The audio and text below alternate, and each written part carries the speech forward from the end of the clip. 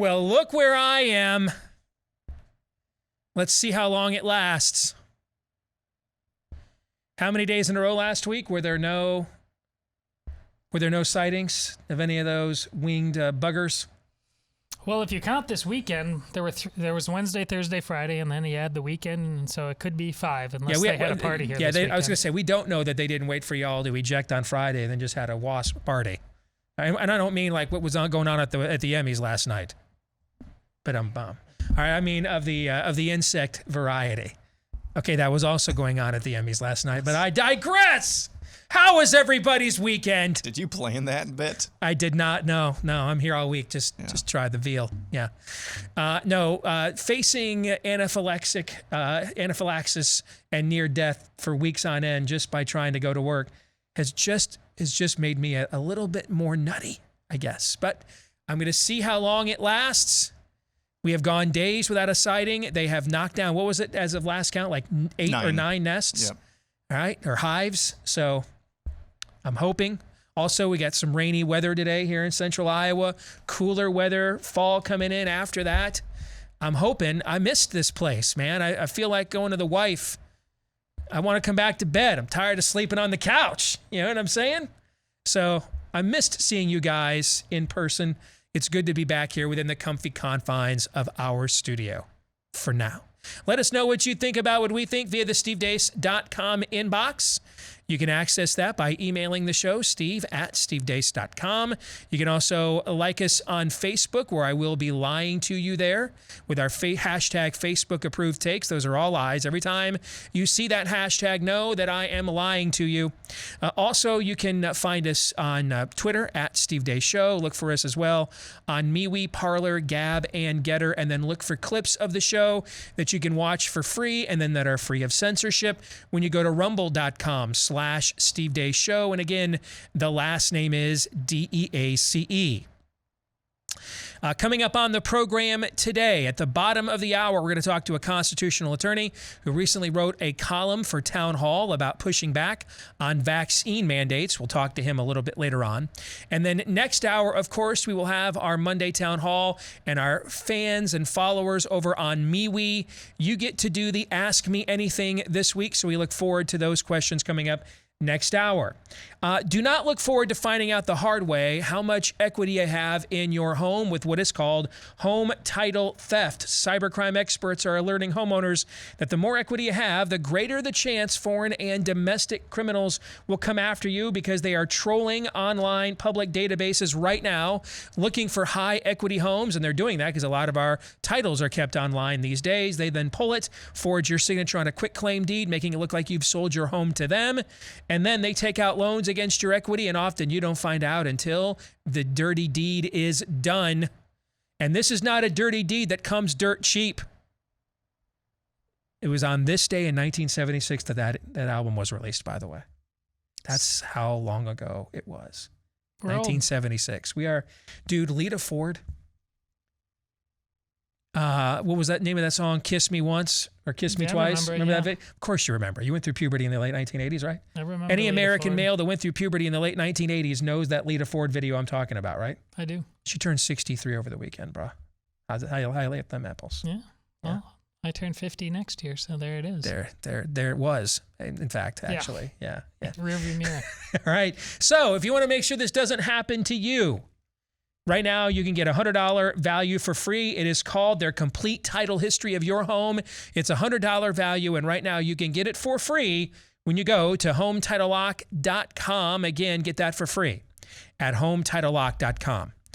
We have an announcement we want to make before we get into the throes of today's show. We are going to soon be releasing an update to our #1 best-selling book, Fauci and Bargain, the most powerful and dangerous bureaucrat in American history. This update will be a special chapter that will be released separately that you'll be able to access digitally here, I would guess, within the next few days or week at the most. It will be called Faucian Booster. And it is specifically organized to equip you to push back on vaccine mandates, both from government and also from corporate America.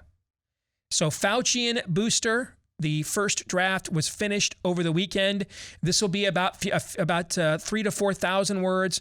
It'll be loaded with data, loaded with footnotes, loaded with argumentation for the expressed purpose of pushing back both in the public and private sector against vaccine mandates. Todd, you had a chance to review the first draft of the chapter. Your thoughts?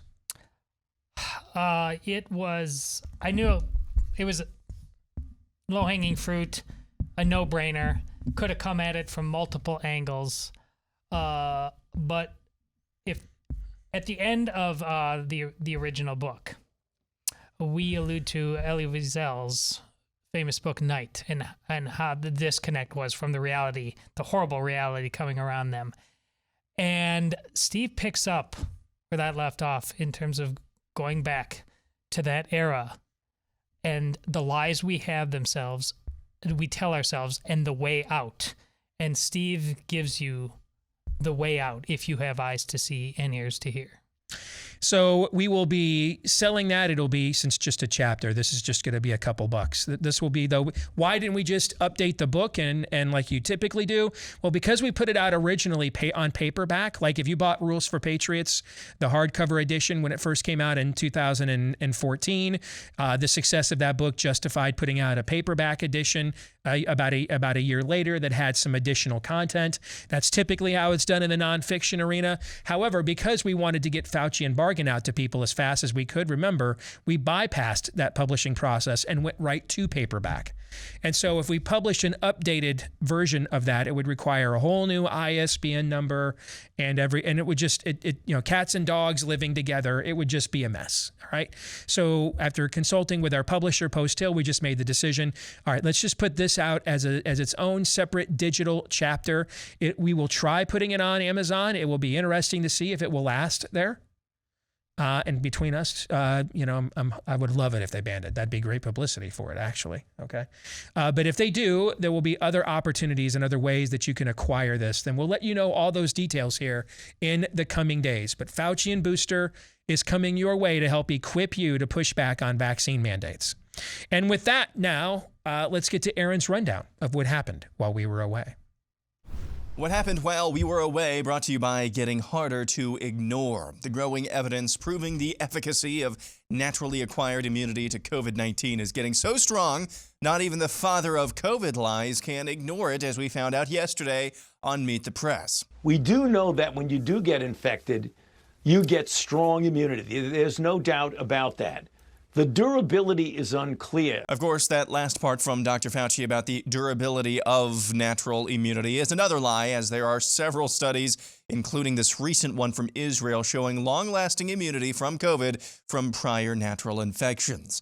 On Friday, an FDA panel soundly rejected proposed COVID booster shots for the general population. The Vaccine and Related Biological Products Advisory Committee voted 16-3 against advising booster shots for the general populace, but unanimously approved them for ages 65 and older. Meanwhile, Pfizer said this weekend their vaccine is safe for ages 5 and up. In completely unrelated news, the new vaccine adverse event reporting system numbers are out on the vaccine. The VAERS data shows over 700,000 overall adverse events, over 60,000 hospitalizations, over 80,000 urgent care visits, over 6,600 heart attacks, over 5,700 reports of myocarditis, nearly 2,000 miscarriages, nearly 20,000 disabilities, and nearly 15,000 deaths attributed or after taking the COVID vaccines. In New York City, thousands of protesters took over Times Square to make their voices heard in opposition of mandatory vaccines and vaccine passports in the city. Former FDA commissioner and current Big Pharma whore Scott Gottlieb tells CBS News social distancing is all made up. The 6 feet was arbitrary in and of itself, but if the administration had focused in on that, they might have been able to affect a policy that would have actually achieved their outcome. But that policy-making process didn't exist. And the 6 feet is a perfect example of sort of the lack of rigor around how CDC made recommendations. Nobody knows where it came from. Most people assume that the 6 feet of distance, the recommendation for keeping 6 feet apart, comes out of some old studies related to flu, where droplets don't travel more than 6 feet. We now know COVID spreads through aerosols. The initial recommendation that the CDC brought to the White House, and I talk about this, was 10 feet. And a political appointee in the White House said, we can't recommend 10 feet. Nobody can measure 10 feet. It's inoperable. Society will shut down. So the compromise was around 6 feet. Meanwhile, on the southern border in Del Rio, Texas, the border crisis, well, we don't really know what stronger word there is for crisis, as thousands upon thousands upon thousands of illegal aliens crowd underneath a bridge looking for asylum in the U.S. At least 8,000 of them are from Haiti, an island nation in the Caribbean. It's unclear how they got to the mainland. U.S. Central Command admitted on Friday evening that they did not, in fact, kill ISIS operatives in a drone strike in Afghanistan last month. Instead, they killed an innocent aid worker and 9 members of his family, including 7 children. Pentagon Press Secretary John Kirby had this to say. Things that I said, obviously, have not turned out to be correct. But it was done in as good faith and effort as possible to be as transparent as we could with what we knew at the time. The FBI is licking its wounds this morning after fewer than 100 people showed up to its attempted false flag operation in the nation's capital over the weekend. The event was billed as a rally to support those detained by the feds for being at the events at the Capitol on January 6th. One person was detained at the event. That person reportedly ended up being undercover law enforcement. And finally, actor and comedian Chris Rock, who received the J&J vaccine in May, tweets, quote, "Hey guys, I just found out I have COVID. Trust me, you don't want this. Get vaccinated." In completely unrelated news, here's Chris.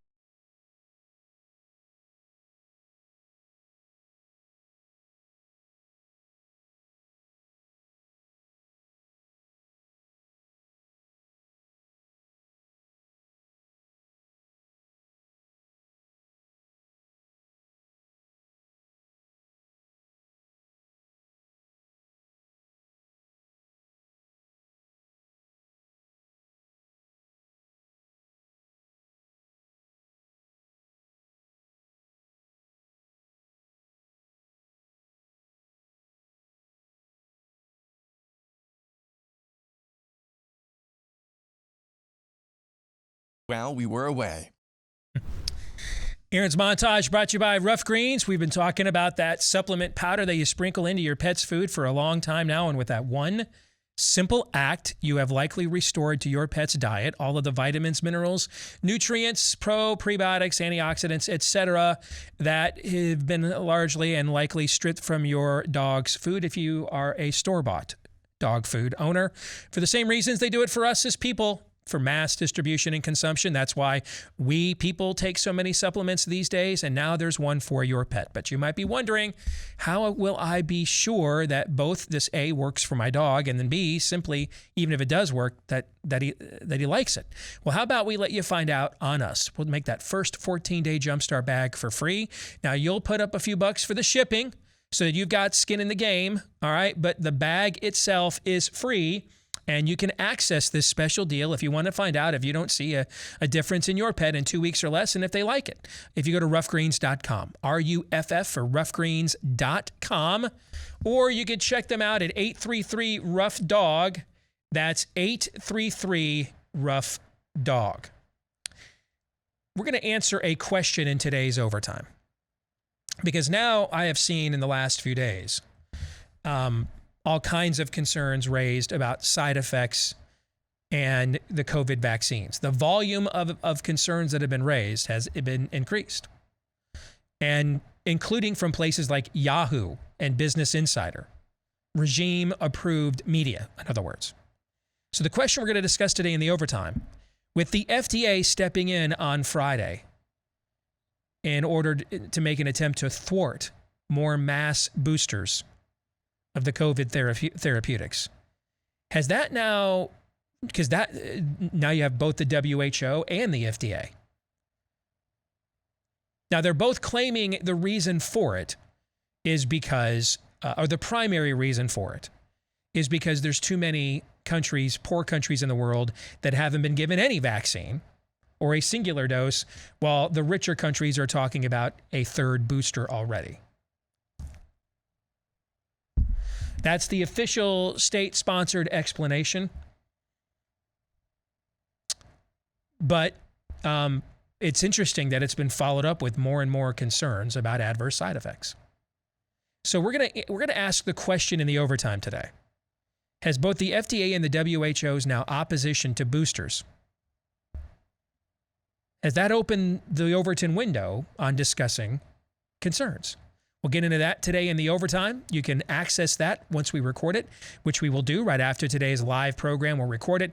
For our Blaze TV subscribers, you'll be able to watch it at blazetv.com/Deace. That's blazetv.com/DEACE. And that's also where you can go. If you're not yet a Blaze TV subscriber and you would like to become one, that's also where you can go to get a discounted subscription.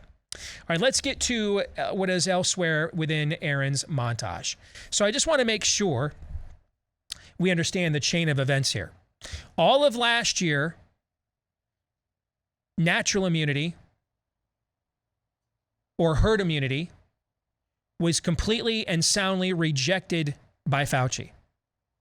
Even when he went toe-to-toe with Rand Paul in his testimony. Remember Rand Paul said last year that he wasn't wearing a mask because he already had COVID. He said earlier this year he wasn't getting the vaccine because he already had COVID, right? We saw them have these arguments, correct? Yes. We saw this. As recently as May, I just went and was just doing some Google work while I had one eye on this and then one eye on Aaron's montage. I found articles from as recently as May that Fauci was still claiming vaccine immunity, the therapeutic vaccine immunity, was superior to natural immunity. And that's why people who have even had an infection should get the vaccines. He was just making these arguments just a few months ago. Last week, he says, I quote, don't have a firm answer on that, end quote, when asked, why do people who have natural immunity require vaccines? By the right-wing network known as CNN. Now he goes on Meet the Press, and he not only says that natural immunity is a thing, but then he also says that it seems to have more durability than the vaccinated immunity, while then also claiming, though, we don't know how long natural immunity lasts. So again, we're dealing with Anthony Fauci here. There's always going to be a lie. There's always going to be a lie. But at this point, I'm going with what the great prophet Meatloaf once sang. Don't be sad. 2 out of 3 ain't bad. Because we were over for about 17 months and 30 days. As far as I can tell, 2 out of 3 is like a 200% increase in truth. There's a Faucian booster for you. 200% more truth. Actually, though, you got to deduct it because you have the 100% lie that he told after it. So we're down to 100% more truth than Fauci typically tells. Which then begs a question. Why now? Why is he telling this truth now?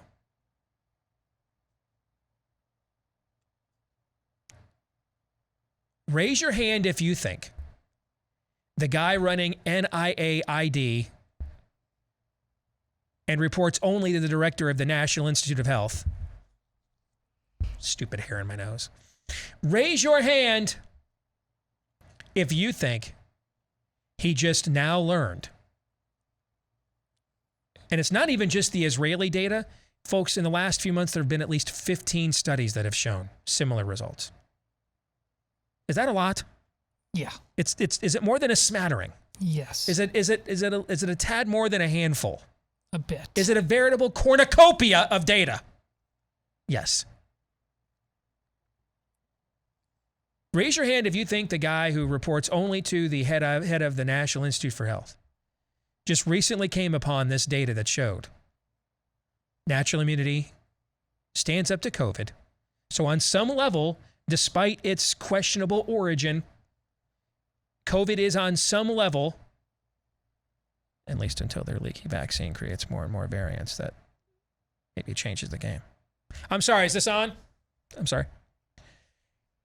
Proving that at least on some level regarding its regardless of its synthetic origin, COVID is still, on some level, accountable to the natural laws of immunology and virology.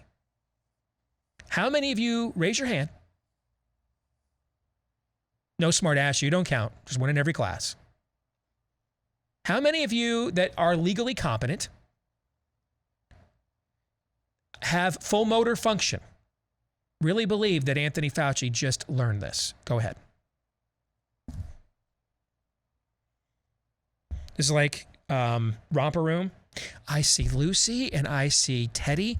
I don't see anybody. Nobody has their hands up. Good. Because you'd be a fool to believe that. Worse than a fool. Did you guys see natural immunity was trending on Twitter over the weekend on a hashtag? And they had to delete the hashtag? No. You have to ask yourself, whenever you're dealing with something as demonically duplicitous as the fiendish Fauci, you have to ask yourself, if they're acknowledging this is true now, like if the devil came to you and said, you know, I think you're right, that thing in your womb might be a person. Y'all know the devil didn't just find religion, right? Fair? Fair. So then you got to ask yourself, all right, what's the sleight of hand here? All right. What is it? What's the new thing I'm being lured into by this acknowledgement? Do the same with Anthony Fauci. Acknowledging this blows up every narrative he has tried to perpetuate since March 11th of last year. Every single one. Which is why he hasn't acknowledged it since March 11th of last year. So why is he acknowledging it now? One simple answer is the data here is so overwhelming now. Especially in light of the fact that the two major governing bodies of big pharma healthcare in the world, the WHO and the FDA, have come out against boosters, and resoundingly so. That he had to retcon this to get himself on the right side of history. That's a possible answer. I think that's your most promising and benign one. But understand, the only science Anthony Fauci does, and his ilk, is political science. They only acknowledge data once the political reality forces them to. So the political reality is now forcing them to.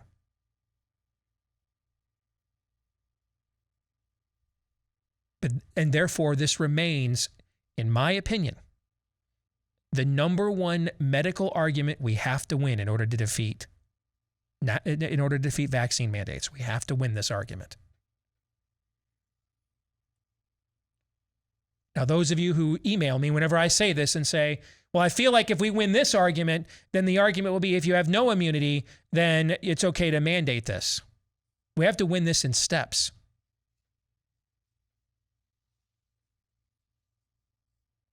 They're doing everything but shooting people right now in Europe, in Australia.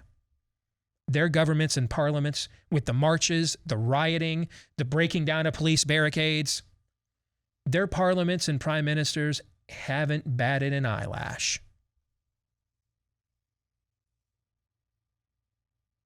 In my opinion, we have to reintroduce, on a step-by-step basis, pre-pandemic era, pre-COVID era scientific precedent. Because now you're forcing them to argue with their own matrix, their own ideology, their own precedents, their own science.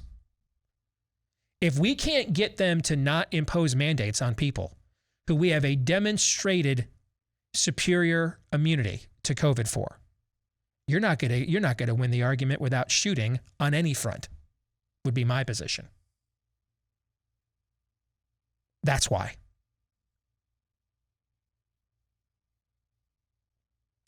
And also because I'm pretty confident the overwhelming majority of the American people, in fact, CDC's own estimate showed last month, between exposure to the virus and those who have been vaccinated, at least 80% of Americans have some form of immunity to COVID.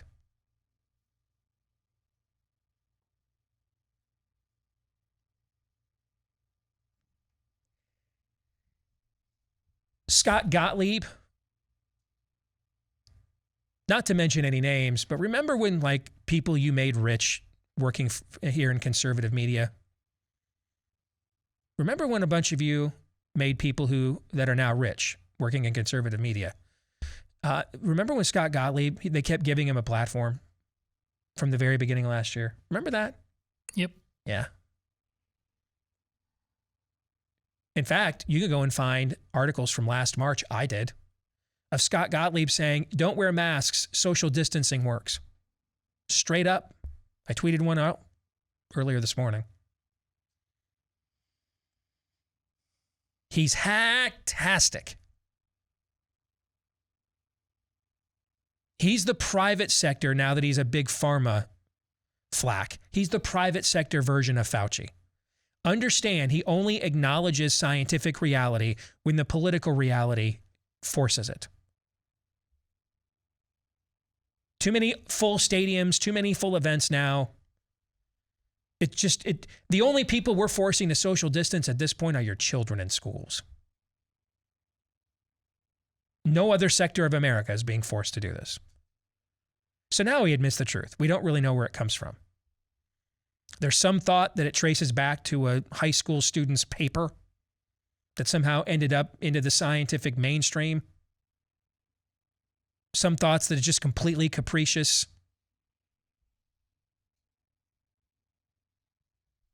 Behold your betters, your experts. Behold a virus that apparently only the help needed to mask up at the Emmys last night. That if you were one of the stars or starlets, you know, when you have that mayor of San Francisco, you're in the spirit feeling, the virus just passes you by. But the help, most of them not white, they got to wear masks the whole damn time.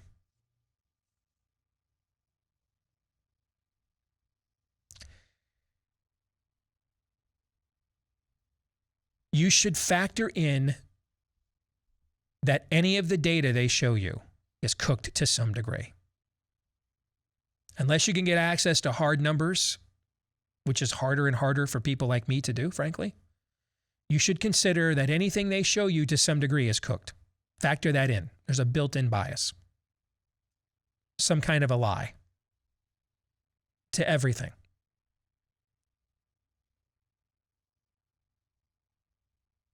Let me stop there. Any thoughts? Well, to echo Steve's point there at the end, they're talking to Australians right now. They asked them what's their sense if they get COVID, that they are going to end up with a severe case in the hospital or die. They said 38%. We know before you even sort through for comorbidities and age, we know how low that number plummets. It's nothing close to 38%. That's the level of psychosis we're dealing with. And there's a new one each and every day. It is whack-a-mole in that respect. Guys, you should be surprised and thankful still that we have access to data, that there is still some science, like actual science, not science, going on that we can point to back up our arguments, to back up our claims from a public policy perspective. If this is allowed to continue down the road that it's been going down from the public policy perspective, as you said, Steve, they're doing just about everything short of shooting people in the rest of the West, with the exception of the United States. If we continue going down this road, the next time there's a crisis, manufactured or otherwise, next time there's a crisis, we're not going to have any of this data.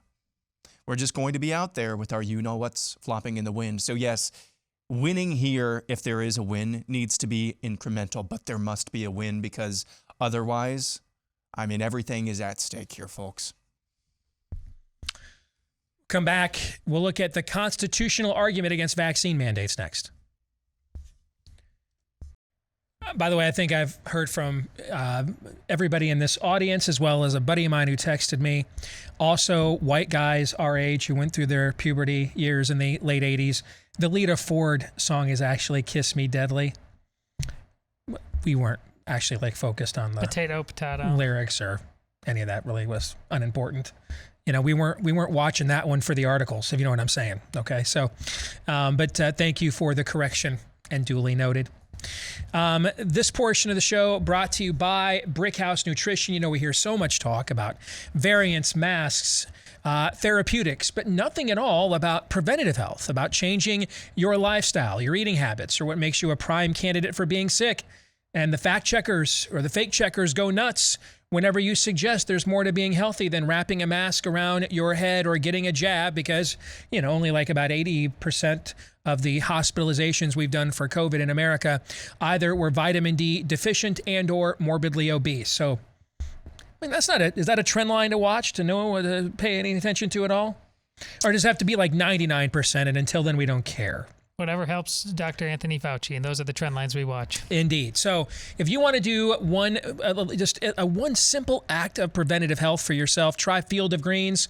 It's unlike other superfoods out there because it uses real USDA organic fruits and vegetables that are loaded with antioxidants that support heart health, metabolism, blood pressure, pre and probiotics, so they support good digestion as well. It's great for the entire family.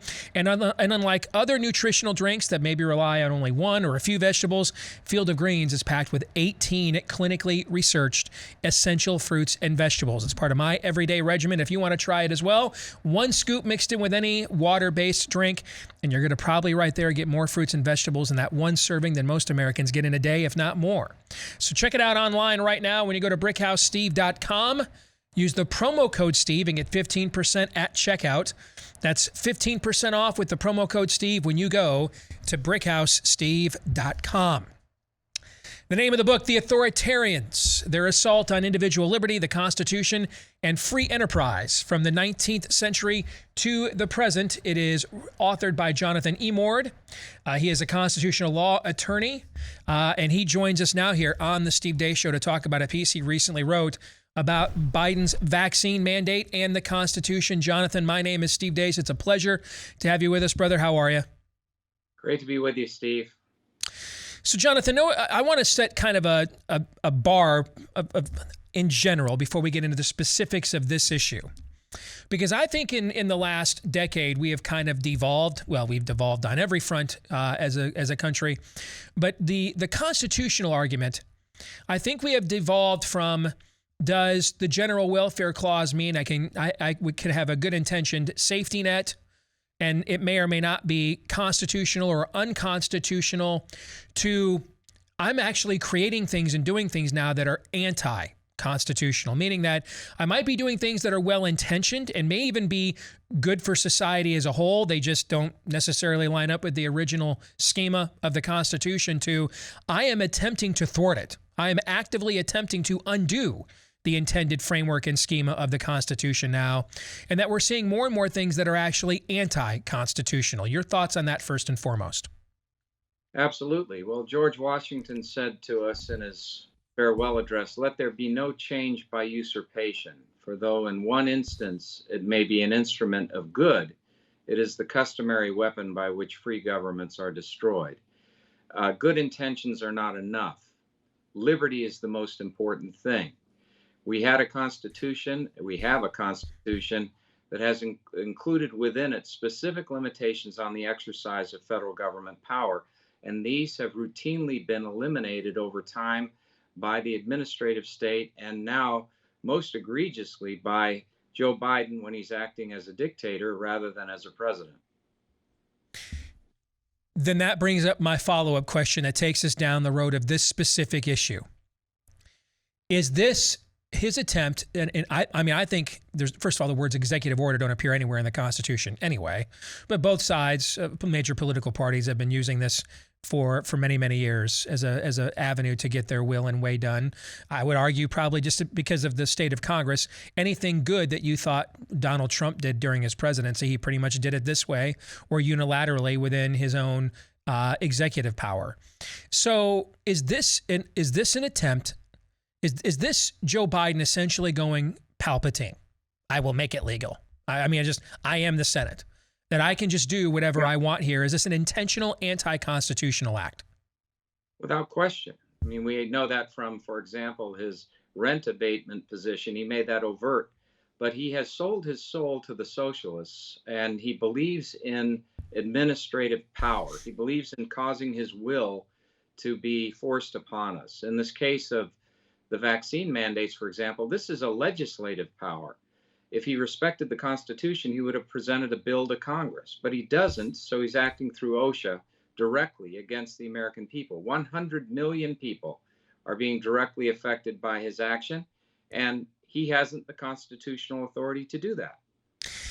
The other side is using a precedent that's well over 100 years old, called Jacobson v. Massachusetts. I mean, you know how it works with lefty blue check marks. They're just all immediate experts on constitutional precedent, epidemiology, voting practices, etc.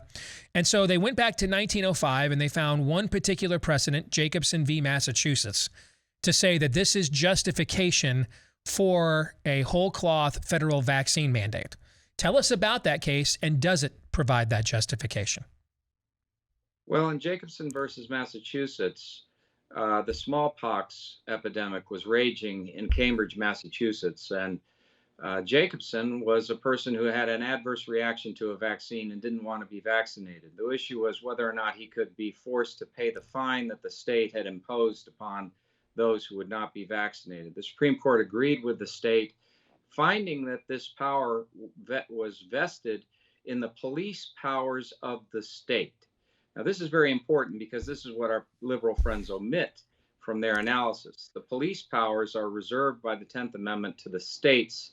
There is no general federal police power. There's no basis comparable to rely on Jacobson. To rely on Jacobson for the exercise of federal power is a mistake.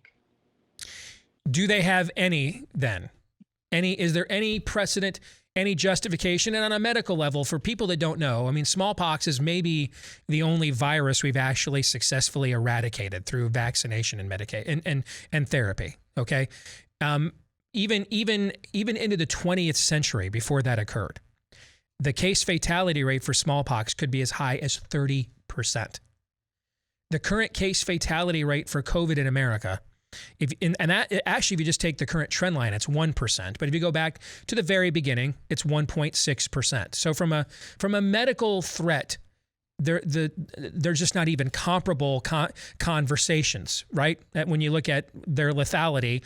But constitutionally, do they have any precedent that they could point to justify this? Otherwise, or is that why they go to obscure acts by George Washington during the Revolutionary War? That's another one they like to cite. Yeah, there is no real basis for them to use what they're arguing for, which is a broad general power through the civil authorities to require 100 million people to be vaccinated. There just isn't that power in the Constitution. There is no power. Even if there were such a power, in the first instance, it would be legislative, because this is inherently a legislative act. It has a broad applicability to all Americans, and it affects all Americans, whether they're under the mandate or not. It affects them through their employment and through their purchase of goods and services and so forth, because of the disruptive effects this has on the marketplace. So he would have to go to Congress in the first instance, even were this a constitutional matter. He's acting through Section 6C of the OSHA Act, which, by the way, in the last 6 instances in which it has been used, it was intended to be a very rare instrument. It has been held by the courts in 4 of those 6 to be an unlawful exercise of OSHA power. And this doesn't even come close to satisfying that standard, even if it were lawful.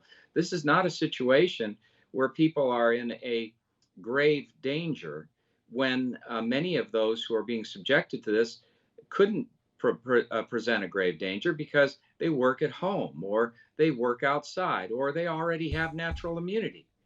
If you take into effect all of those things, plus the other federal law exceptions that have to exist, for example, religious scruples under Title VII of the Civil Rights Act, and under the ADA Title I, those who have a immunocompromised situation or who are allergic to the vaccine simply cannot have the vaccine and cannot be compelled. So these grounds, religious and medical, form a basis for further exceptions. So the point is, this thing, even if you could get it through, should, after the courts get rid of it, look like Swiss cheese. There should be so many holes through this that very few people are affected. And I suspect that employers could make it possible so that no one would be affected after all is said and done from the lawsuits. Fifth Amendment says no person shall be denied life, liberty, or property without due process of law. Would this action violate that? Yes, it violates the equal protection principle that is incorporated into the Fifth Amendment. It's analogous to the 14th Amendment Equal Protection Clause. And so even though the level of review would be rational basis review, if it is challenged under that equal protection component of the Fifth Amendment by those who are naturally immune, I would suspect that a court would have a very difficult time finding the support for the state's position. The reason is that the naturally immune, according to the most recent evidence from the Israeli study, are some 13 times have 13 times greater immunity than those who are vaccinated, and for a far longer period of time, perhaps even a lifetime. On August 5th, CDC Director Rochelle Walensky went on CNN, Jonathan, and admitted that because of the new variants such as Delta, that these vaccines have lost much of their ability to thwart transmission. And we have seen now legions of breakthrough cases across the country. If indeed the vaccines do not provide you the protection from somebody else transmitting this to you, and invariably, therefore, really are about your personal health, whatever extra protection they provide you from a severity standpoint, I mean, then what is the justification for on any level then at that point? What is it? Very good point. Yes, the vaccine is increasingly looking more like a therapeutic than a classic vaccine. Mm-hmm. It appears to work for 4.5 months before there's a precipitous drop in its protective effect. So why not focus on therapeutics? Why not have the federal government expand the availability of ivermectin and hydroxychloroquine and immunoglobulin types of therapies, so that you would be treating it? And that seems to me to be the ultimate solution in a very difficult area. The reason I say that is sooner or later we are all likely to experience this virus. Over the years, we will.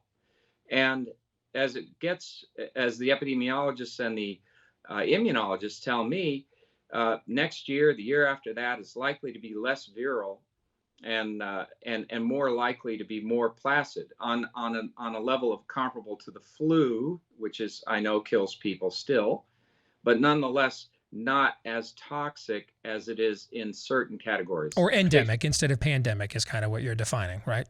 Exactly. That's exactly. So what we need to do is to realize we're gonna have to have courage. We're going to have to go through this. We're going to have to protect the extremely vulnerable, that is the elderly. But most other people are going to suffer symptoms that are not life-threatening. The average age of lethality with this disease is in the 60s, high 60s and 70s. Most people are not dying who are in healthy young people. And so to blanket the whole nation with a mandate is just a gross overuse of power and deprivation of individual liberty and freedom of choice. People need to consult with their doctors. They don't need to consult with Joe Biden.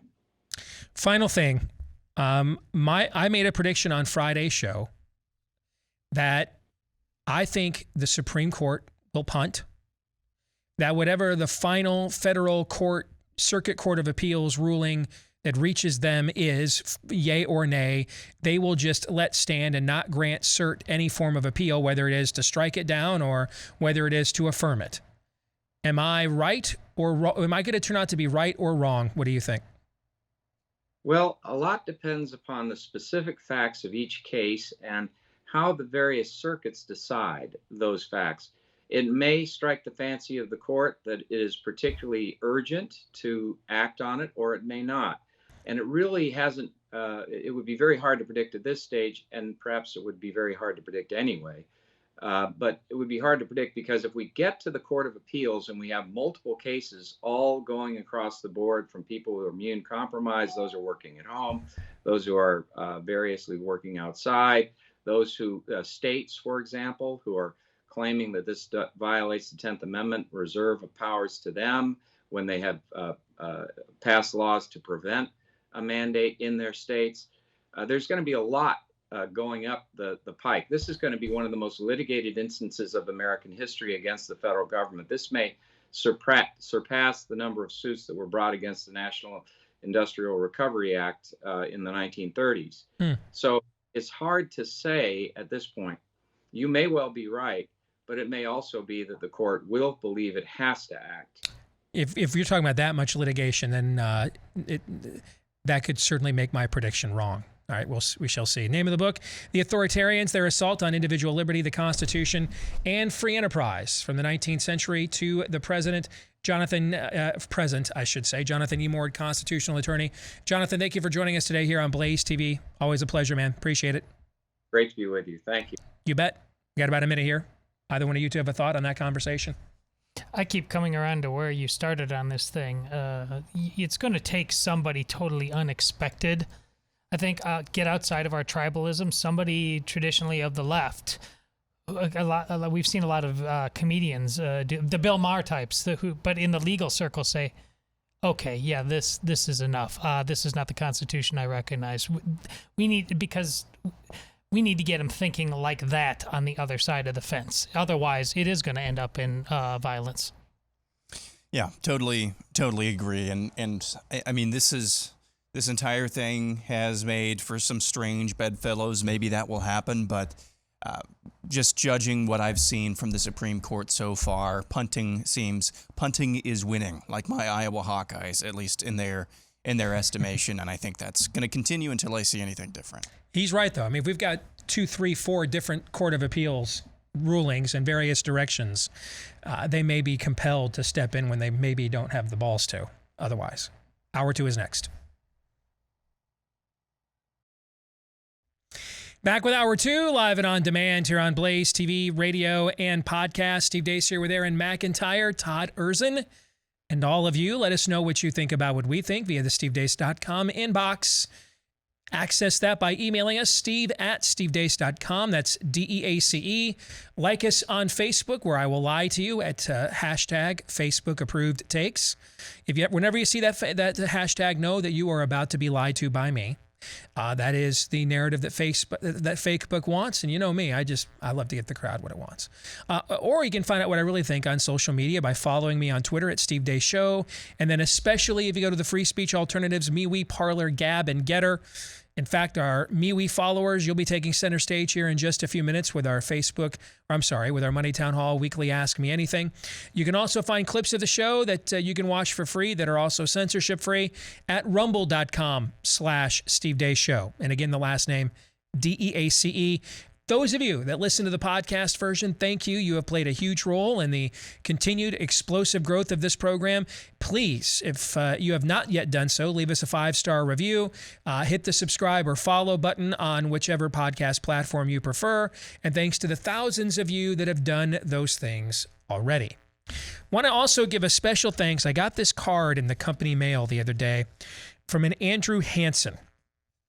And I'm guessing there might be more than one Andrew Hansen in this audience, but it's a very encouraging note. Here, I'll let you look at it during the break, Todd, if you want. And it was even handwritten. Just don't see a lot of that these days. So, by the way, that's not me begging for 300 more, okay? I'm not. But I just wanted to say to Andrew, thank you very much for the encouraging note. And it was very much appreciated. So I wanted to single you out.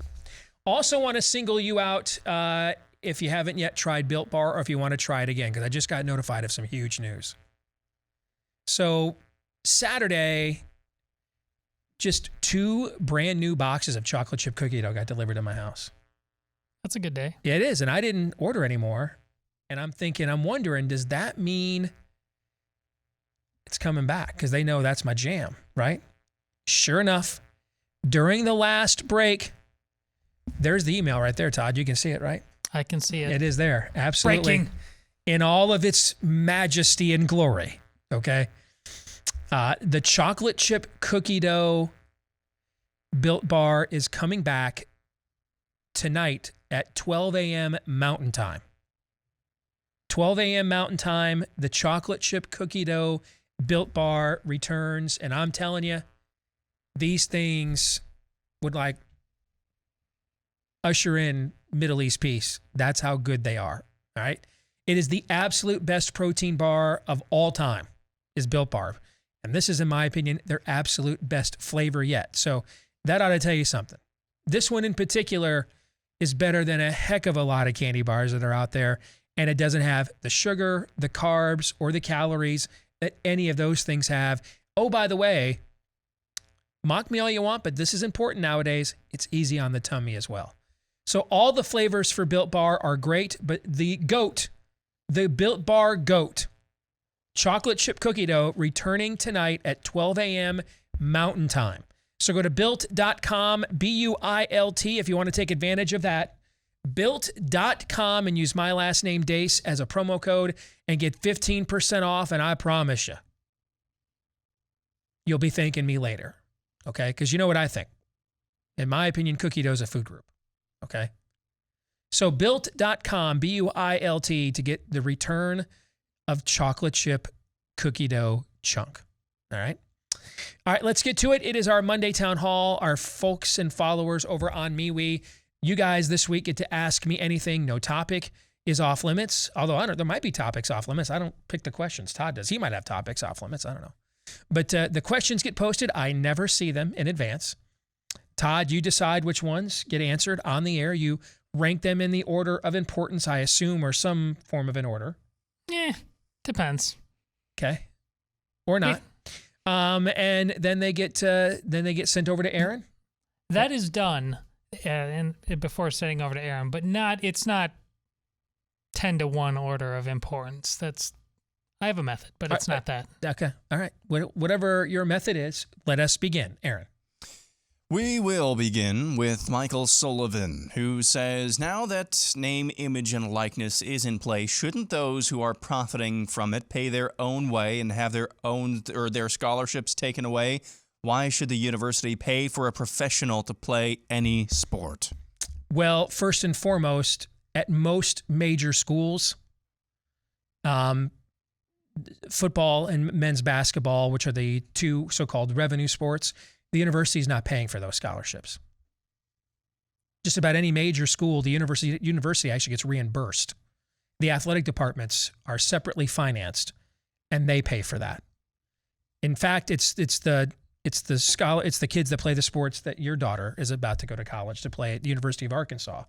Those are the ones where the scholarships are paid for by the university, and that money also comes from often being subsidized by football and men's basketball. And then there are some schools like your Iowa that has wrestling, generates revenue. Women's basketball at a UConn or a Tennessee, and when Pat Summitt was there, and a few other schools does. Hockey at a Michigan, baseball at several schools in the SEC or the Pac-12. Those may be isolated cases where they earn their own money, they pay their own way, particularly because in baseball you often have partial scholarships. But by and large, football and men's basketball pays for everything everywhere else. And therefore, that is money coming from a consumer or a donor or a booster into those specific sports. And then the university is getting reimbursed. So I think that people don't understand. These universities were getting the best of both worlds here. They were not shelling out the scholarships for the only sports that actually pay for themselves and everything else. And then they didn't have to compensate the guys that were playing either. All right. So they didn't have to pay for the scholarships or for the services of the guys who were playing. That's a pretty good business model. You keep that puppy going. So I think your question, the premise of it is flawed. Next up, Amy Staubach asks, after watching Francis Collins lie to Chris Wallace, I'm wondering how much our fighting for truth affects the outcome. He wasn't born or educated in the woke generation, and he knows he's lying. Is it just weakness or a lust for power that pushes aside his long career and professionalism? Well, I mean, you're talking about a guy that mapped the human genome, and Francis Collins has outed himself in the past as a theistic evolutionist and a Christian that has talked and written books about the evidence for design he found while mapping the human genome. And let's remove Francis Collins from the equation, just very specifically. We are all sinners, and even after conversion and years of sanctification, the flesh wants what the flesh wants. I heard a pastor at an event once say this. He said that he had recently gone to the funeral of a pastor that had mentored him early in his walk. And the guy was in his 80s, and he left behind his own eulogy as a sermon, as a message that he wanted given on his on the event of his death. And in this eulogy, this pastor admits, everything okay? Yeah. All right. You just keep an eye on it. I appreciate it. Okay. This pastor admitted in his dying words, barely a day has gone by in my life since I hit puberty as a young man that I have not struggled with lustful thoughts or acting on them. And I heard this pastor that was mentored by him, he was at first was really disappointed, because he's like, so we don't ever arrive? We don't, no. And you might get delivered or mature spiritually beyond that particular thorn in your flesh, which will then the Holy Spirit will just show you another one. Or the world or temptation will. I don't think we have really any idea the full depths of sin and what it's done to the world and what it's done to us as a species. So I think that is true whether we're talking about somebody named Steve Deace or Francis Collins. I think I'm somebody that I know, because you guys have been so kind in sharing this via email so many times the last few years. I'm somebody that God has given the pleasure to encourage and inspire at least some of you in this audience on a spiritual level. And that's the greatest honor I could have. You still don't want to know what my thoughts are about 1/3 to 1/2 of the time. I don't want to know what they are. I'd prefer to ignore them. The flesh wants what the flesh wants. And so I think we need to be aware of that. That's fundamental to us as a species. This is why disciplining yourself. This is why bad company corrupts good character. Paul quotes from the proverb in the Old Testament when he cites that in the New. This is why not giving up meeting together from a church perspective. I don't know the answer. I'd like to know, where does Francis Collins go to church? How often has he been there? Because our flesh doesn't need much encouragement to go astray. And then if we surround ourselves with infrastructure that only encourages us to go astray. And what do I mean by go astray? The idea that we're God, we're in charge, just to put it on autopilot and act like that we are a law unto ourselves. That's what I mean.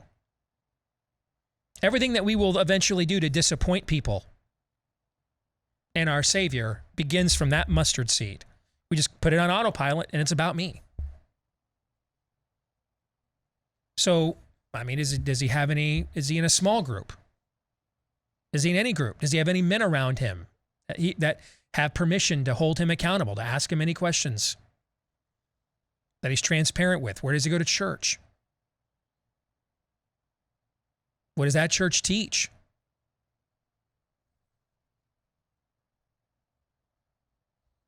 I mean, I used to ask this question about Christian political leaders that had just clearly sold out. Do they go to a church where the pastor would feel free, he could come up to them and say, hey, what you do is really hard. I'm not there all day long. I don't want, You know, I can't judge a man till you walk a mile in his shoes, but let's go have coffee or lunch. I just want to ask you a couple questions. Just something like that, right? Right. Chances are they're a bigger star in that church than the pastor is. That's a recipe for disaster. I don't care how learned you are. I don't care how pious you are. I don't care how devoted you once were. That's why we have to die daily. Because other than that direct connection with the Holy Spirit, everything else in life is going to encourage you to pull a Fleetwood Mac here and go your own way. Everything else will. This is where the Catholic next to me says, and that's why we came up with this sacramental ritualistic system that you Protestants pan, because it's meant to be constant, routine, regular reminders of what is at stake so that you don't go your own way, right? That's what your argument, your ecclesiastical argument would be, right? That's one of the really good arguments, yeah? Absolutely. Now, the Protestants would respond with, that's all well and good, but then you create a system where people think they can just check boxes and go through these things and just show no faithful obedience at all and still call themselves a devout Catholic president, right? Idols can be made of anything. Yeah, because we're all idol-making factories. That's what we are. That's what we all are. So whether we're talking about Steve Deace or Francis Collins, the head of the National Institutes for Health, it doesn't take, it's like the Joker says in The Dark Knight, just a little nudge. It doesn't take much, particularly where the fragile male ego is concerned. Can I get a witness on that? Sure. All right. When the sun gets the twin hemisphere thinking that is constantly vying for attention, right? Okay. It doesn't take just about a little nudge for the flesh to take over. And I would imagine a man in his position where you're constantly being deferred to and answer to nobody. I mean, I would imagine his flesh has been well fed, particularly over the last year and a half. Next question. Chad Smith asks, based on Friday's discussion, now this is a good question. If we need to focus on red states over blue states, then when do we abandon trying to use the courts? I don't know you can wholly abandon one of the three branches of government.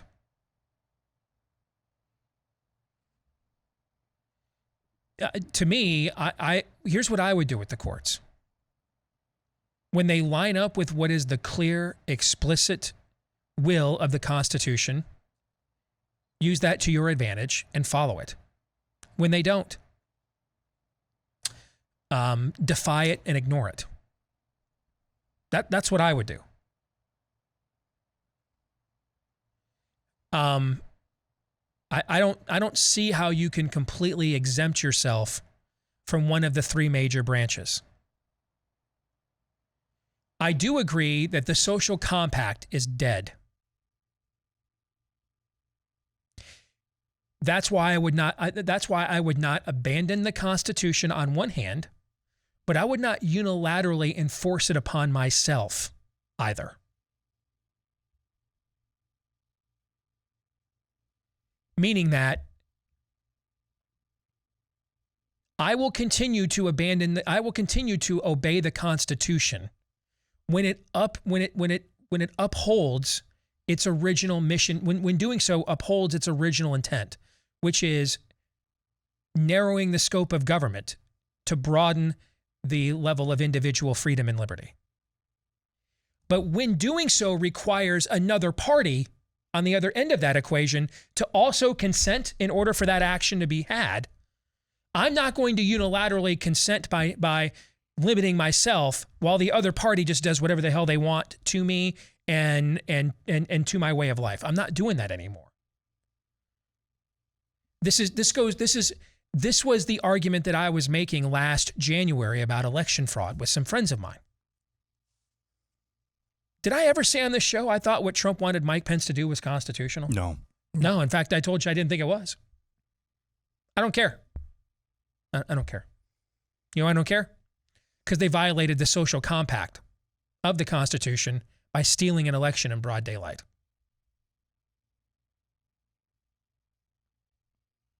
Do I want my policemen to go around shooting people? No. No. Do I want policemen that come upon somebody attempting to rape a woman to shoot them? Yes. Yes.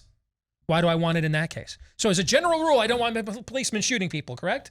Why suddenly, though, did I just do it? Because you violated with that act of violence against someone else's person. You have violated the social compact here. So yes, I want you to get the justice you deserve. I want you to be shot for it by that cop. If you're going to steal an election in broad daylight, I don't care what the Eighth Amendment says. The country was not made for the Constitution. The Constitution was made for the country. Man was not made for the Sabbath. The Sabbath was made for man. It is not about how meticulous we can follow the laws of the Sabbath. It's about the purpose that the Sabbath was given to us to follow. If the other side of this equation is going to just openly steal an election in broad daylight, thus imperiling, not just, by the way, violating the social compact, but imperiling a union, moving us closer to a civil war that it'll be my kids fighting, not me. I'm almost 50. Then no, I'm not going to limit myself to the 14th clause of the 8th Amendment.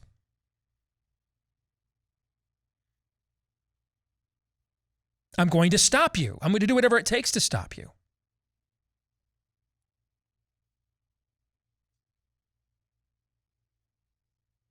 So, to me, I think we ought to just have a North Star here. Any institution or branch that upholds the clear intent of the Constitution, we use that example to our advantage, and then we follow it. And then when they don't, we don't.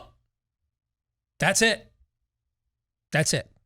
We're not doing stuff that the Constitution says is bad, because some judge from the 666th District of Babylon, lifted a butt cheek and squeezed that one out. No, I'm not doing that.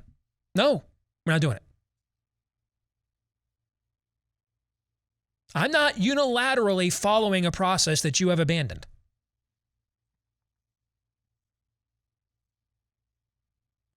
We have abandonment exists in marital law, parental law. It exists in business law when you're abandoned by a partner, for example, a business partner. Just about every form of, we don't even let hardened, accused criminals get abandoned. We give them a court-appointing attorney, right? Yes. Abandonment exists. The notion of abandonment and exceptions being made as a result of that exists in every aspect of law.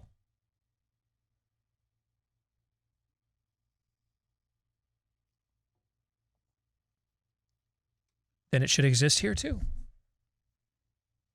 If you abandon the Constitution, we abandon you. If you uphold it, we're with you. Thank you. That's it. That's your plumb line. That's the answer. Stand with anything that stands with the Constitution, oppose anything and defy anything that does not. Period. Any thoughts on that before we move on?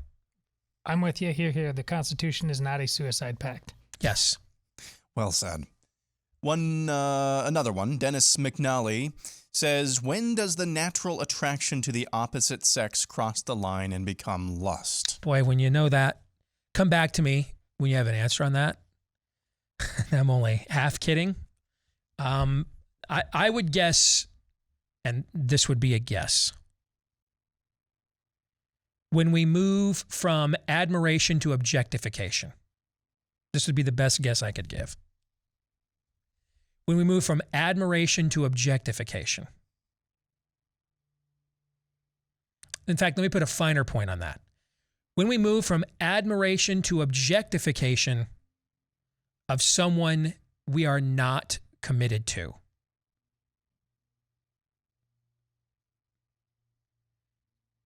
You guys okay with that?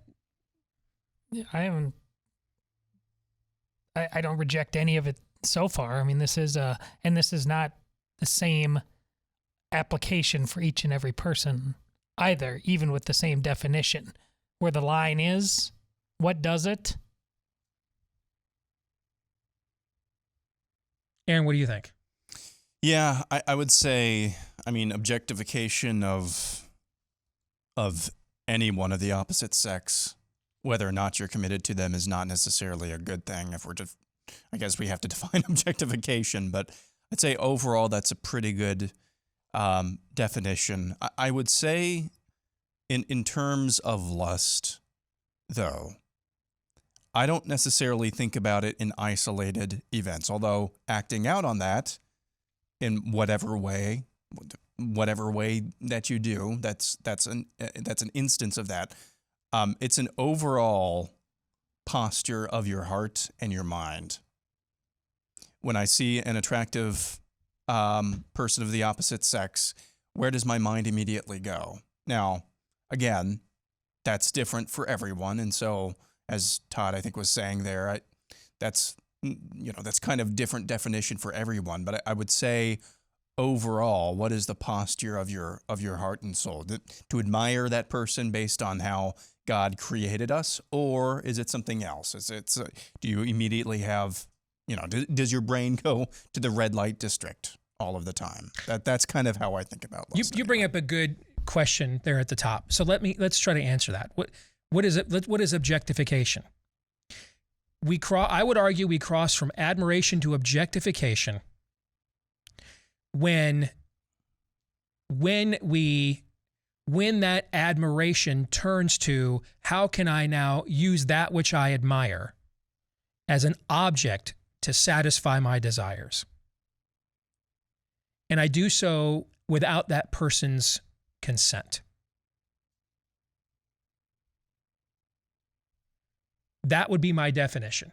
When our admiration for the physical attraction to another turns to thoughts of how I can now use you as an object to satisfy my desires without your consent. We're not in any kind of a relationship or anything of that nature. How does that answer your question? I think that answers it. Yeah, I mean, so I would still contend, though, that objectification of any time, of any kind is not necessarily a good thing, even under that definition. Okay. That's the only bone I would have to pick. I don't know. My wife would tell you, if she were here as a therapist, plenty of women don't mind being objectified by the men they're interested in. And actually, that's a desire that they have on that level. Actually, that's why they wear all that makeup and keep getting their hair done well into their 40s and 50s, is because they want that kind of attention from a man. If she was here, I think she would say that. That's why I added that. That's why I added that at the end. I mean, I'm presuming if you're in a relationship with somebody, you haven't reduced them to strictly to nothing more than correct the object of your physical satisfaction, right? Correct. Okay. You look troubled, or you're thinking it through. No, I'm not troubled. You know what I think is weird is, for all the talk we've had about this issue over the years, is this the first time that we've ever been asked this question? At least I think it's the first time I've been asked it, because I'm kind of struggling through it and doing my mental gymnastics with it. Because you know why? You kind of have that obscenity answer from Kentucky Sanford, that Supreme Court case in the 70s. I can't define it, but I know what it is when I see it. You know what I'm saying? Okay. So quantifying that is something that is a little bit more difficult than just kind of knowing when you're doing it. You know what I'm saying? Yeah. Well, I think this is related to, well, we've had a tangential conversation to this, is should women wear bikinis kind of thing? Mm-hmm. And the argument is basically a version of the burqa. Like, it's hottest is modest. You're objectifying yourself by definition if you wear a bikini, which I just, again, I'm a father of 4 daughters. I'm obviously not a girl, but I in no way, shape, or form think you are default objectifying yourself because you don't wear a blanket when you go to the beach. In fact, when we were the Garden of Eden is we are created. Yeah, they were naked in the garden and had no shame. Unafraid. Yeah. We're being told a story there, in my estimation, about the glory, the artistry of our Creator. And that doesn't mean no, Christians should be going to nude beaches. That's not at all what it says. But there's a hierarchy of truth. And if we order what we're talking about to God's design and the story told of us in scripture and tradition, this becomes easier, broadly speaking. In the moment is the trick, particularly for lust. I would also say my definition for admiration and objectification is a much stricter line for young males between the ages of 15 and 22 looking at either Anastasia or Zoe Deace. Can I get a witness on that? Sure. Okay. Here's another way to think about this question necessarily. Be ye not drunk with wine. Well, how what's that line? Right. Yeah. If you have one drink. That's a great analogy. If you have one that's what drink. I'm talking about. That's a very good analogy. Perfect. That's a good one. That's a good place to end it. All right, we'll come back. More of your questions. I cannot believe I have not gotten any vaccine questions yet. Please tell me some are coming. I think so. All right. In fact, move them to the front of the line. Okay. All right, when we come back here for part 2. Next.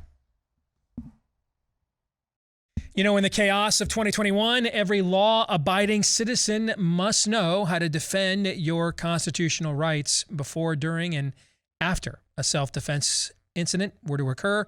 That's why you want to check out Patriot Academy's Constitutional Defense Course. It is hosted by Frontsight Firearms Training Institute just outside of Las Vegas there in Nevada. They offer a unique combination of intellectual and physical training that you won't find anywhere else during the day. They'll teach you the right way to handle a firearm, both safely but effectively. And then at night, they'll help you to understand intellectually how the Constitution works and how to defend your God-given rights. They have a passion for American exceptionalism and as well as marksmanship and safety awareness.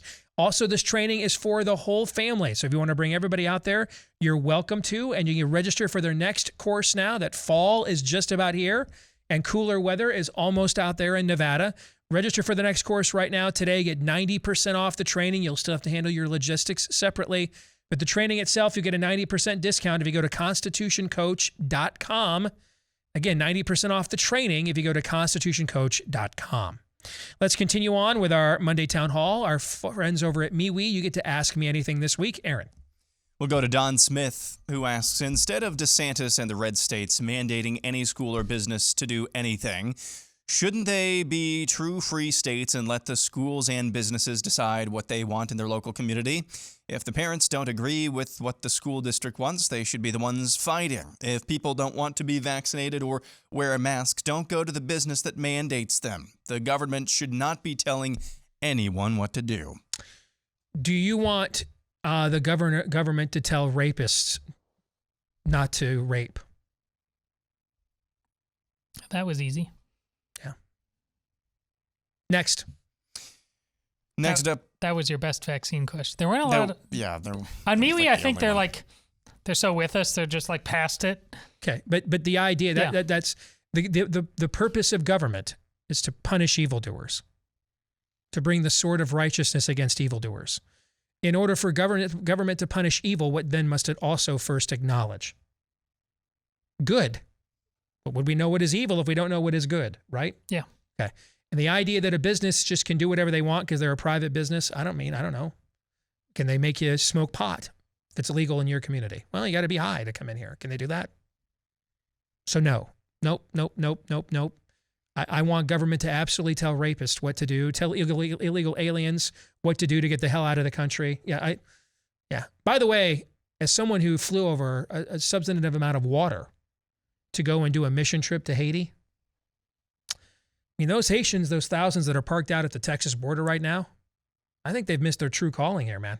Olympic swimmers. I mean, I was just really, it truly amazeballs swimming feat for them to make it from Haiti to Texas. I'm kind of shocked. You know, my understanding is you have to go through Cuban waters in order to get to that location. I don't know how they missed that as well. I mean, I'm just really an impressive athletic feat. We'll go to John Cook next. I live in a deep blue county in blue Washington state. Our county is about 70 to 30 Democrat. I have run for county commissioner and I'm currently running for school board. Like the 2016 presidential election and President Trump, I brought up many issues that would have not have even been touched with the regular run-of-the-mill candidates. From your statement last week, you don't think people should support candidates that bring issues to the surface? No, I think you should get the hell out of that area. I bring issues to the surface. I've got listeners and viewers in 70-30, 80-20, 90-10 county cities all over the country. And they remain 70-30, 80-20, 90-10. I don't, just admit you like living there for whatever reason and just admit that. Okay, cool. But let's not, let's not whip it out, start urinating on each other and pretend that it's raining here. Okay? Your place is gone on a civic level. You're frankly better off going door to door asking people, if you died today, do you know, would you die in your sin? You're better off doing that level of evangelism. Because you'll get the exact same level of probably reaction. But in that case, it would be, something that might be eternally significant. It's hard to kick against the goads. I mean, that's what you're doing. And we don't have, and hey, I could be wrong about that, okay? But I don't think we have 20 or 30 years of terraforming to do here. Our current debates are, and just let's check that for a second. Make sure I'm not overreacting. Fair? Okay. We are currently debating, am I allowed to breathe free air? What's a boy and a girl? And do I have to inject myself with an experimental substance that is losing efficacy in real time? And most of that efficacy it's losing isn't actually stopping person-to-person transmission of the very virus it's trying to fight. Right? Those are some of the current debates. Yes. On top of the old ones like what's a baby, what's a border, what's a criminal. So I ask again, am I nuts for considering that we ain't got time for a 20 to 30 year terraforming project? Is that a crazy calculation on my part? It is not. How about, do we have a 20, 30 month time frame in some of these places? I'm not sure we have that long. I don't either. So then if you just like living there, or, you've got a situation, like I have in my own family. All right, so the VA in Iowa, for whatever reason, is really good. And in some other states, including states that are more traditional red states, not as good. Amy's an only child. Her parents, after they retired, moved here. Her dad is disabled with Parkinson's and PTSD. Even if we had a different governor and things went rotten or wretched here, I still might not be in a position that I could uproot my family and go somewhere else, given Bob's predicament, right? Yeah. So just admit that's what's going on. You either like living there, or for whatever reason, you absolutely can't leave. But bringing stuff to the surface, you did a blog. Bring stuff to the surface where people are winnable. Move where the food is. Sell where they buy.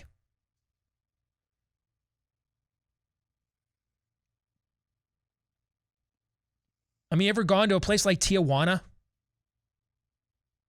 Why do they all walk up to you trying to get you to buy something? Because they think that's why you're there. And you've got the money to do it. The idea that you've got some long-term, we don't.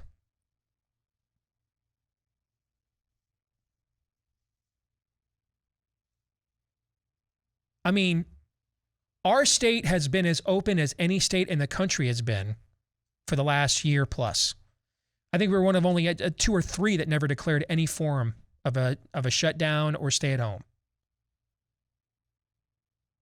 I've got school districts in my own backyard that want to muzzle kids and are anxious and excited to do it. Here! And you want to argue with me about some 70-30 area? If that's the only place you can feed your family, if you're taking care of elderly people that can't be displaced, if you just like living there, cool.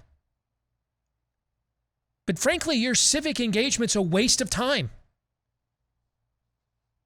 You're better off moving, if you can, to a place where the ground's more fertile, or just doing like actual evangelism, because that's really the first step. That's the first step of your civic engagement. Ask those people, what's a truth? What's a truth?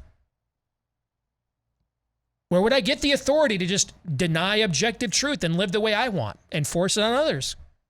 Is that what the Bible teaches? No. No.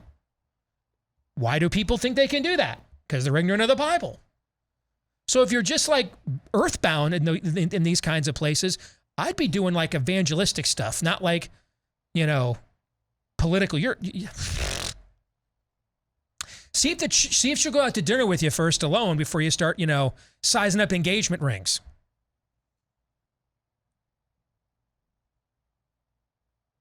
See if she can stomach a kiss on the cheek, before you round second and head to third.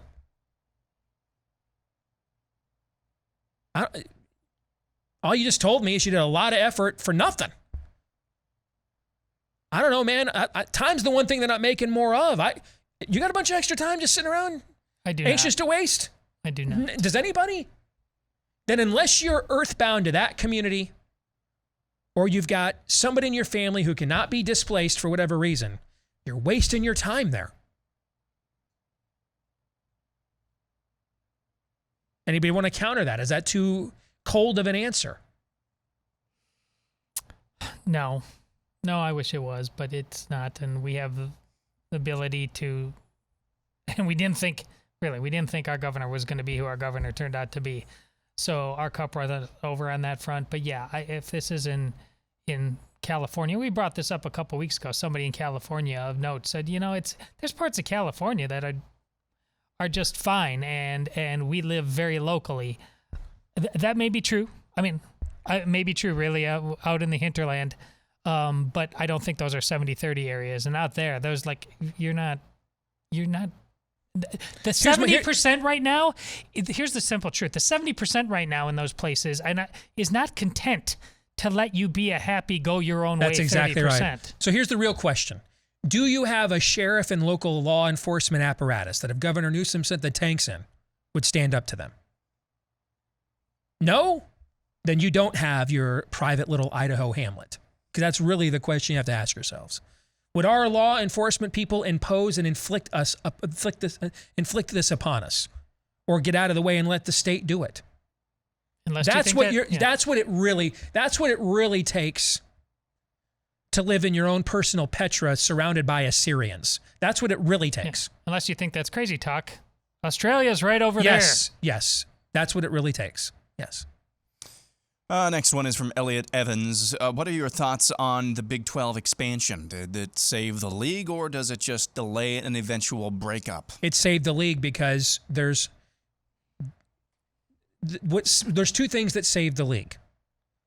This, and then how bad Kansas football is. If Kansas football was at least competent with its academic standing, with the amount of revenue Kansas athletics generates every year, and then its basketball program, which while that's not a major factor in conference realignment, having an annual chance to claim a sizable portion of that $1 billion from CBS ain't chump change though either, right? The problem is Kansas football is primordial ooze. And so anything that you would do to bring them in to take advantage of those other factors, the football, it's a terrible analogy, but it applies. It's why the case fatality rate in America for COVID right now is irrelevant, even though it continues to drop. Because the sheer volume of cases and deaths that we have this time compared to last time, so the CFR is dropping, but the volume is so high it doesn't matter. Similarly, Kansas athletics checks every box you would want, but the one box you wanted to check the most is so bad it doesn't matter. It cancels out all the other boxes. And so there was no partner for Kansas. You can't bring Kansas in by themselves. You have to bring them in with somebody else. There was nobody else to bring in with them. So Kansas football being that bad, if Kansas football was even competent,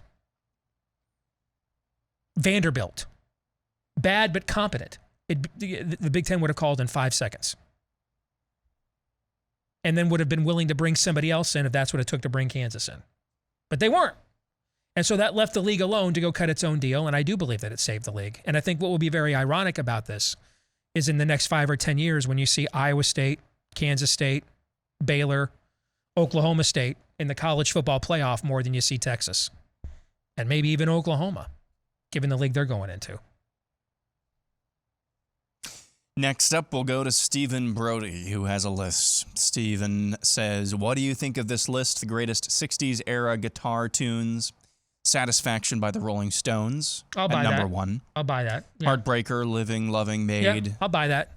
Because it's just the 60s, so we're only talking one Led Zeppelin album. Yeah, okay. Number 3, Sunshine of Your Love. That's a classic. I'll buy that, yeah. Number 3, Purple Haze. He has 2 number 3s. Oh, whoops, yeah. I'd probably have Purple Haze, maybe even number 1. That's got to be number 4. I'm fine with it there. Okay. Number 5, While My Guitar Gently Weeps. I mean, that's a banger. Absolutely. Number Bye. 6, Over, Under, Sideways, Down. Don't know that one. Yeah, I don't know that one that well. Sorry. Number 7, Black Magic Woman. Yeah. Number Okay. 8, Pinball Wizard. Well, you guys know what I think of that song because you know that's one of my favorite all-time bands, so I'm in on that. Yeah. Number 9, You Really Got Me, The Kinks. I'm okay with it. Yeah. Number 10, Cinnamon Girl, Neil Young. Okay. Good list. It's not a terrible list. Yeah. I mean, I would have had a Doors song on there for sure. But it's not from that era, but it's not a terrible list. No. I might have had Revolution on there. I might have had another Beatles song. I might have had Revolution on there as well. Before I get Todd's take on that list, let me tell you about realestateagentsitrust.com. Aaron, you were telling me before the show, we've been warning about some 2008 vibes out there. You were telling me the Chinese home values are plummeting as we speak, right? Well, the market is tanking over there, especially one company. Yeah. And our Fed has just announced like a record amount of repo buys. Repo. Yeah, repo debt. Hey, make sure you get in now. You never know what the next few months is going to look like with the folks we got in charge right now. So if you want to get into the real estate market during these unprecedented times, Bing. make sure you do with a real estate agent you can trust. Where would you find them? Well, the name kind of says it all. Head to this website, folks, realestateagentsitrust.com. It's a website started by Glenn Beck and some of his associates who were tired of real estate agents who talked a good game, but then did not deliver when they were needed. So they found out, hey, you know what? There's actually good, trustworthy agents in this audience. Let's start connecting them with other people in this audience and create like a network here. And this thing ended up growing from just an organic word of mouth to an actually successful business. So check it out just about anywhere you want to move to or from. We can probably help you at realestateagentsitrust.com. I'm way more interested in your speed round answer to this. Do you think that demons can read a person's thoughts? This is from Ken Plumley. Everything I have read says no, yet I am uncertain. I know they can certainly put thoughts in by whispering in our ears. I don't believe they can read our thoughts, but I certainly believe they can read human nature because they're frankly a lot more honest about it than we humans are. So if we just shut our mouths, we'd be a lot safer. Let's just say we're at the cosmic poker table with them. We're the mark. Let's just say that. John 3:17.